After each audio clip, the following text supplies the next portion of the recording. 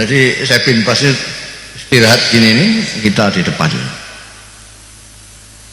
ngomong, tanya-tanya. Yang pertama kali ditanyakan itu orang NU, kamu itu anggotanya berapa? Gak ada yang jawab. Lah saya dituduh sama Dr. Fahmi, juru bicaranya. Ya saya terus ngomong, 50 miliar ya Syekh. Waktu itu saya karang 50 juta Syekh. Dia itu dari begini terus jengkel 50 miliar.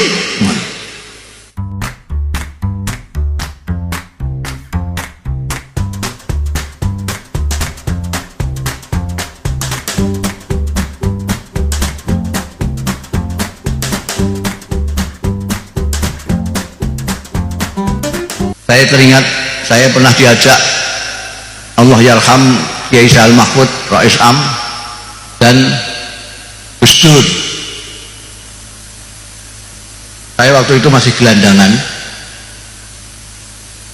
Saya dolan ke PBNU, ketemu ada Kiai Sahal, Gus Dur, Allah yarham sudah meninggal semua ini, Dr. Fahmi Saifuddin. Mereka sedang surat-suratan dengan Saudi Arabia karena PBNU dapat undangan dari Darul Ifta. Darul Ifta itu non departemental tapi langsung di bawah raja.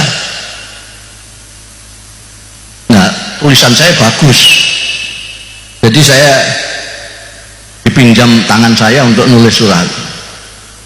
Coba tuliskan surat ini. Surat ke atase agama. Atase agama itu bukan lewat Deparlu, tapi lewat Darul Ifta. Jadi, karena diundang sana, di sini mau datang apa enggak, dijawab. Yang nulis saya. Waktu ngantarkan surat ini ke atase agama, dicatat sama atasnya itu. Ini dari siapa ini yang Kiai siapa? Kiai Sahal Mahfud, Muhammad Ahmad Sahal Mahfud, Rais. Ini Abdurrahman Wahid, wakil ketua umum Rais Tanfiziyah. Ini Dr. Fahmi Saifuddin, wakil ketua Tanfiziyah. Nah, saya ikut ditunjuk, padahal saya cuma nulis, tukang nulis tak ya. Ditunjuk kan bingung semua orang. Nah ini siapa? Mustafa Bisri. Apa ini? Gus Dur itu akalnya akeh. Ini juru bicara. Loh, mereka itu semua bisa ngomong kok. Bahasa Arab ya lebih fasih dari saya. Oh, saya diangkat juru bicara, saking pinternya ben saya katut mangkat itu aja. Betul katut mangkat di sana. Cepatnya cerita terus ditemui oleh Rais Darul Ifta, Rajani Wahabi, Abdullah bin Bas.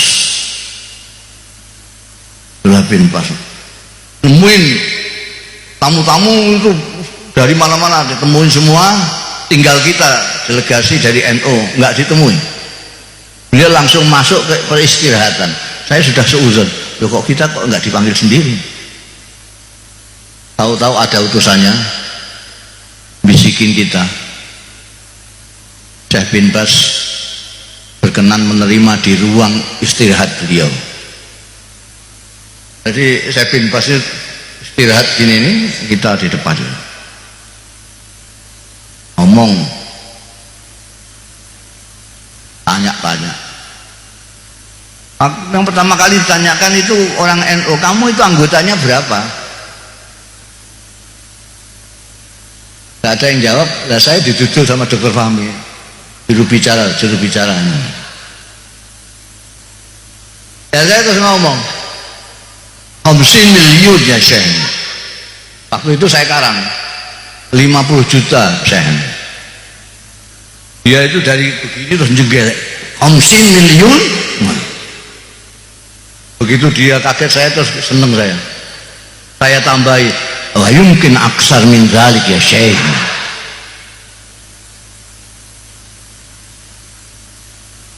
Nah itu bayangkan aja, penduduk Saudi Arabia pada waktu itu baru 20 juta. Ini kok ada organisasi kok 50 juta. Kan 2 kali lipat penduduk Saudi, lebih.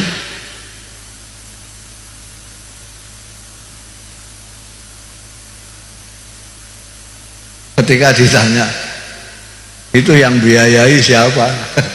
Tidak ada, sampai juru bicaranya pun tidak bisa jawab ini. Itu tidak ada yang biayai, lillahi ta'ala semua.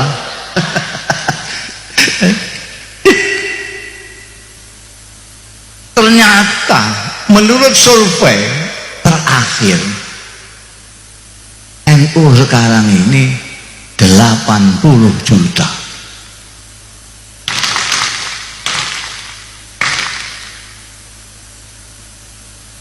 $80 juta. Jadi itu bisa 4 kali penduduk Australia.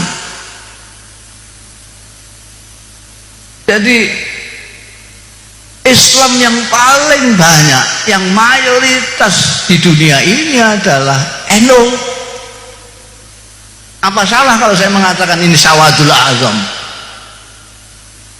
Di Mekah itu meskipun misalnya 100% umat Islam, itu cuma berapa? 20 juta. Beragama itu senang, bukan beban. Kenapa? Karena kita mencintai Allah, tidak hanya takut Allah.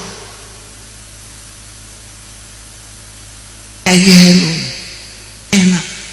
Dan lagi pula ya, saya itu kalau lihat orang pertentangan dalam beragama itu, saya itu kasihan ya, tengguyu, ingin ketawa itu.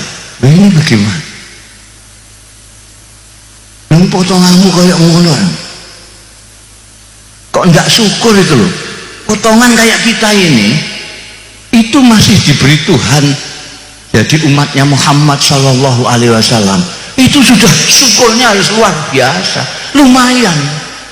Coba orang kayak kita gini nih, kok ditakdirkan Tuhan hidup zaman Kanjeng Nabi, kira-kira melok Kanjeng Nabi apa ikut Abu Jahal? Potongan gini-gini, potongan mukanya sangarnya begitu, kalau lihat orang kudu gitu.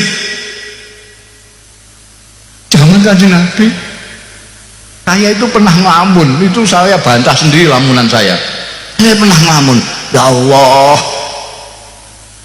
kalau saya itu ditakdirkan zaman Rasulullah itu enak sekali, saya tidak usah hafal Quran, ngapain ngapalkan Quran, wong ada Quran berjalan, asal saya dekat Kanjeng Nabi kan sudah. Kanjeng Nabi kan Quran berjalan. Kepengin dengan Tuhan yang baik itu bagaimana, lihat Kanjeng Nabi. Kepengin dengan hamba Allah yang baik itu bagaimana, lihat Kanjeng Nabi. Bagaimana baik dengan istri, lihat Kanjeng Nabi. Bagaimana baik dengan tetangga. Enak kalau saya ditakdirkan zaman Kanjeng Nabi, enak itu. Saya tidak usah ngaji, nyawang-nyawang Kanjeng Nabi saja. Tapi akal sehat saya lalu bantah, oh dapurmu ditakdirkan hidup zaman Kanjeng Nabi, belum tentu melok Kanjeng Nabi kan. Jangan-jangan kamu ikut Abu Jahal, lihat potonganmu gitu. Saya terus alhamdulillah, saya ini kok ngelamun kok keduren, bahasa Jawanya ngelamun keduren. Di sini apa? Ketinggian ngelamun. Yang potongan kayak gini, kira-kira nek jejeran dengan sahabat Abu Bakar, dengan Sayyidina Ali, gitu kira-kira pantas apa enggak kira-kira? La ilaha illallah, diapurmu. Jadi kita harus bersyukur sudah hidup di akhir zaman. Kita ini hidup di akhir zaman. Sudah habis kiamat. Katanya kiamat tahun 12. Ini tahun 19, ini sudah kelewat. Jadi kita itu makhluk yang paling akhir, masih dipilih oleh Allah. Hidayatullah, hidayahnya Allah yang hakiki, itu adalah hak prerogatifnya Gusti Allah. Sama dengan menteri-menteri itu hak prerogatifnya presiden. Kok kamu mangkel, cek orang mangkel, presiden menghendaki ini ya ini. Sampean mangkel tidak mangkel, orang mana ini betet ya? Hah? Betet. Orang betet kok melok Kanjeng Nabi, ikut Kanjeng Nabi itu kan ya agak masuk akal. Betet sama kasan ikut Kanjeng Nabi itu ketemu pirang perkara. Gimana ini? Wong familia tidak, tetangga tidak. Enggak apa-apanya, jauh sekali. Sini Mekah itu 7 samudra. Di sini ke Madinah itu masih lewat Surabaya, baru terbang 9 jam pakai pesawat jet. Sampai kok ikut Kanjeng Nabi itu asal usulnya gimana? Padahal ada orang yang dekat sekali, tidak ada orang yang lebih dekat daripada dia, namanya Abdul Uzza. Orang ini dekat dengan Kanjeng Nabi luar biasa. Karena pertama dia saudaranya Sayyidina Abdullah. Sayyidina Abdullah itu ayahnya Kanjeng Nabi Muhammad sallallahu alaihi wasallam.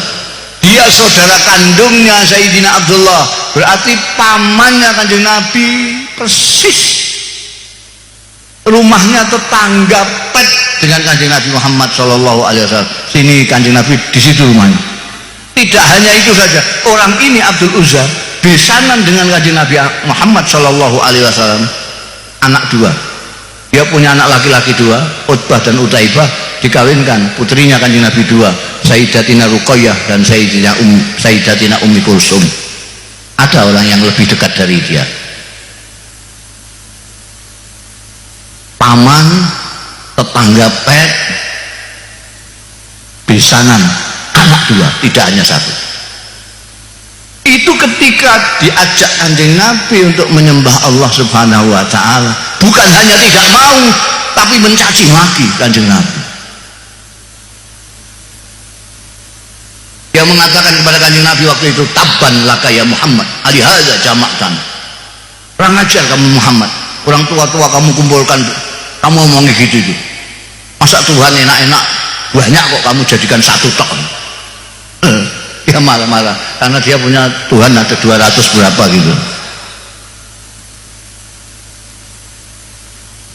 Bagaimana sampean menjelaskan? Abdul Uzza yang begitu dekat Kanjeng Nabi diajak tidak mau, bukan hanya tidak mau tapi mencaci Kanjeng Nabi. Sampean orang Pamekasan, siapa yang ngajak? Sampean ikut Kanjeng Nabi Muhammad sallallahu alaihi. Makanya kiai-kiai mengatakan nikmat yang paling besar adalah Islam, wal iman wal Islam. Karena itu hak prerogatif Gusti Allah. Abu Lahab, Abdul Uzza itu julukannya Abdul Wahab karena dia marah terus. Muslimnya marah terus. Mukanya terbakar. Makanya disebut Abu Lahab.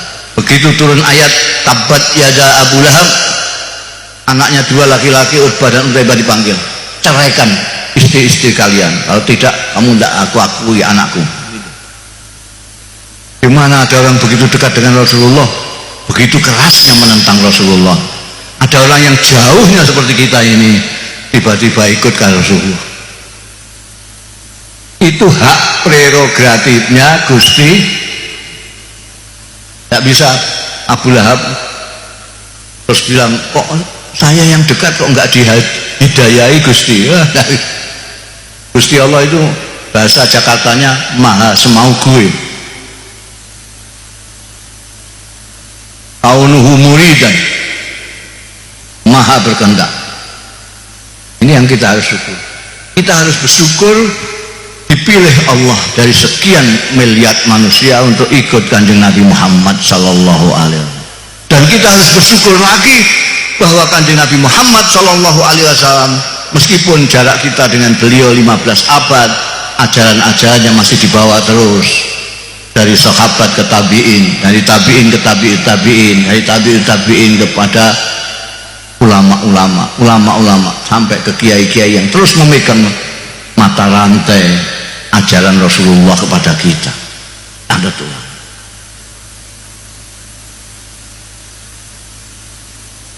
Dan saya sudah keliling, saya sudah ke Amerika, ke Eropa, ke Timur Tengah, ke Jepang, ke Taiwan, ke Korea. Tidak ada yang otentik Islamnya seperti Nahdlatul Ulama.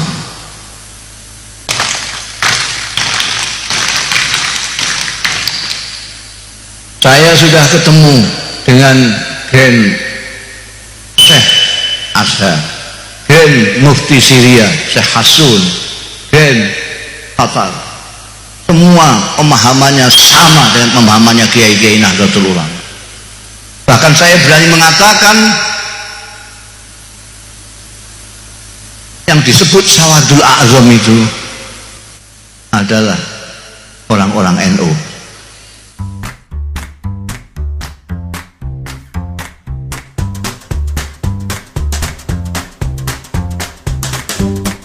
Allahumma